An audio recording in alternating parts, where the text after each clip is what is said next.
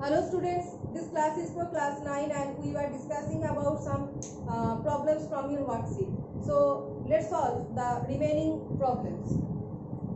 The question number 44 from your worksheet. Question number 44 says, between an electrovalent and covalent compound, which one has lower boiling point? Okay, which one has lower boiling point? Question number 44.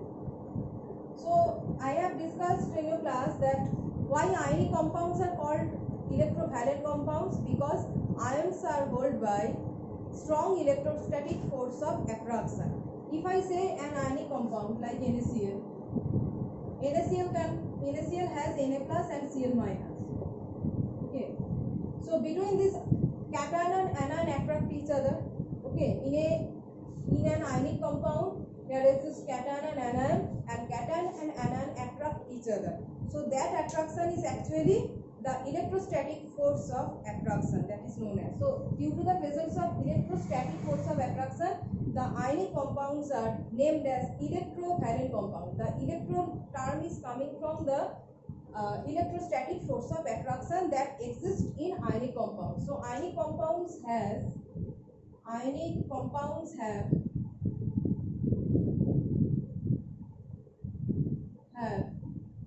strong electrostatic force of attraction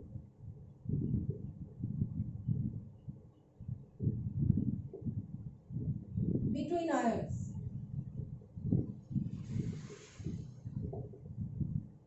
But in case of covalent compounds, I have said that covalent compounds are unable to produce ion. If they are unable to produce ion, that means there is no such electrostatic force of attraction, and covalent compounds are actually in covalent compounds there is actually some weak force that is known as van der Waals force of attraction. So you can just say that in ionic compounds have strong electrostatic force of attraction due to the presence of ion, and covalent compounds do not have some this kind of electrostatic strong attraction as they are unable to produce ion. But covalent compounds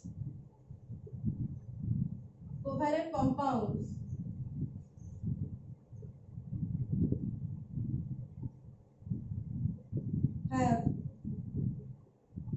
some weak force of attraction,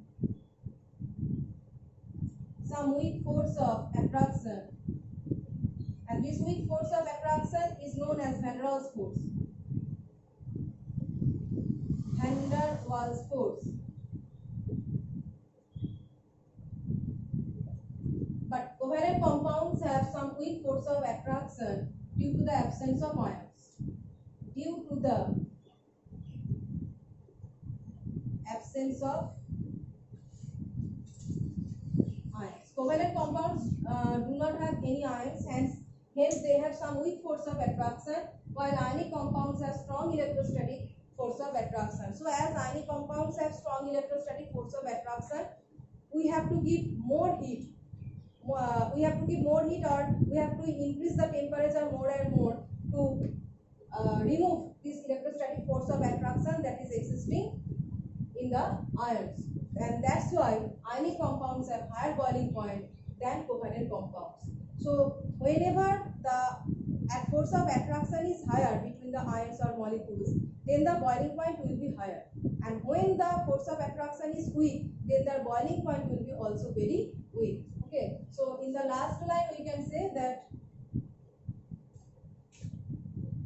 due to the absence of ions, hence you can say covalent compounds have, or the question has asked which one has lower boiling point. So covalent compound will have lower boiling point, and you can say hence covalent compounds have lower boiling point.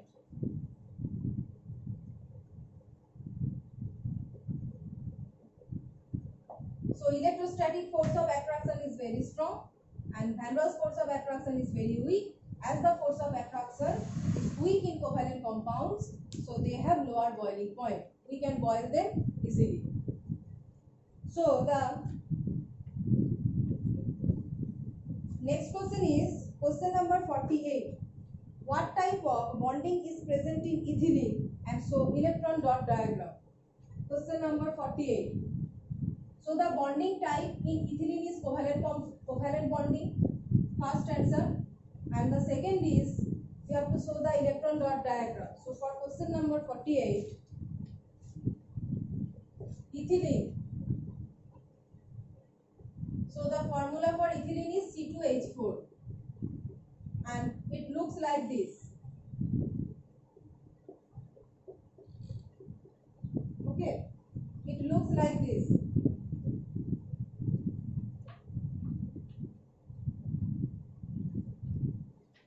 So this bonding, the bonding present in ethylene is covalent bonding. First answer is covalent bonding present, and you have to show the electron dot diagram. You know the number of valence electron present in carbon is number 4. So 4 electrons are present in the outermost orbital of carbon. So 1, 2, 3, 4. 4 valence electron, and for this carbon there is 1, 2, 3 and 4. 4 electrons in valence shell for each carbon, and for hydrogen the number of valence electron is 1 electron only. So for hydrogen, 4 hydrogen, write 4 hydrogen. So I am presenting the hydrogen valence electron by cross side. So for hydrogen 1, here for hydrogen 1, here for hydrogen 1, and here is also 1, like this. Okay, so this is these two combining, these two are combining also, so making the double bond. Okay, so what finally happens? CC like this, and here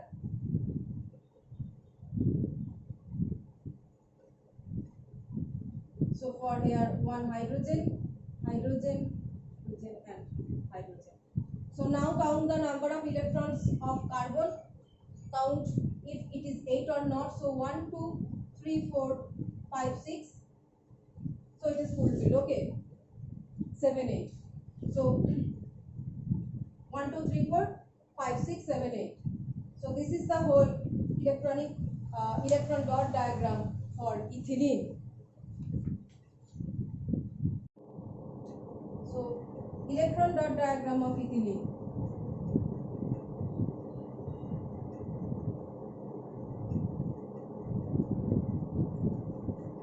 Ethylene. So by sharing of electron means covalent bonding. That's why I have written covalent bonding in ethylene. Carbon atoms are sharing electrons. So for each carbon atom 1, 2, 3, 4, and from hydrogen coming 1 electron. So 1, 2, 3, 4, 5, 6, 7, 8. Each carbon atom by sharing electrons, following the octet rule and forming the ethylene molecule. Okay. So forming double bond to follow the octet rule. This is the electron dot diagram for ethylene. So the last question is, does sodium chloride dissolve in CCl4? Why? So your question number 49. Next question. So your question number 49 is about sodium chloride and its solubility in carbon tetrachloride. So you first remember about solubility, that is ionic compounds will be soluble only in ionic solvents and covalent compounds will be soluble in covalent solvents. First you recognize sodium chloride. It is ionic or covalent? It is ionic, we know. NaCl is ionic compound. And what is the solvent given? CCl4. I said that carbon tetrachloride is obviously covalent compound. So carbon tetrachloride CCl4.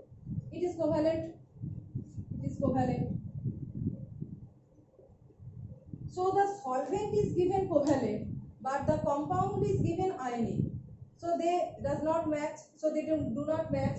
And as they do not match, that means the ionic compound sodium chloride will be insoluble in a covalent solvent CCl4. So first point is ionic compounds are soluble only in ionic solvents and covalent compounds are soluble in covalent solvents. Here sodium chloride is an ionic compound, but the solvent that is given, carbon tetrachloride, it is a covalent compound. So they do not match. As they do not match, so sodium chloride will be insoluble in carbon tetrachloride. So writing two lines, that is, no, sodium chloride is not soluble, or you can say sodium chloride will not dissolve in carbon tetrachloride. And why? Sodium chloride is ionic compound, but CCl4, that is carbon tetrachloride, is a covalent solvent.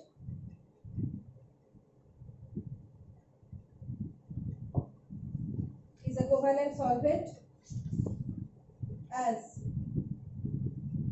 or you can say ionic compounds will be soluble. Ionic compounds will be soluble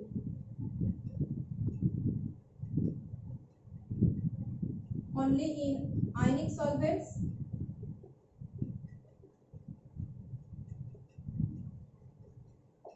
So here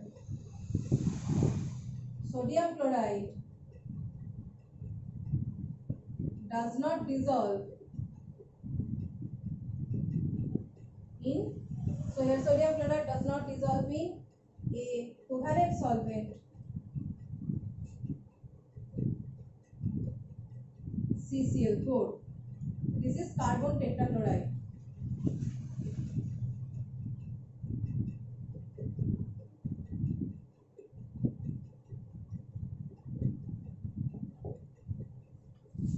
This is the answer. So covalent compounds, and the vice versa is also true. That is, covalent compounds also will not be soluble in case of any ionic solvent is given. Okay, vice versa is also true. So I have discussed all of the problems regarding your doubt from your worksheet. Okay.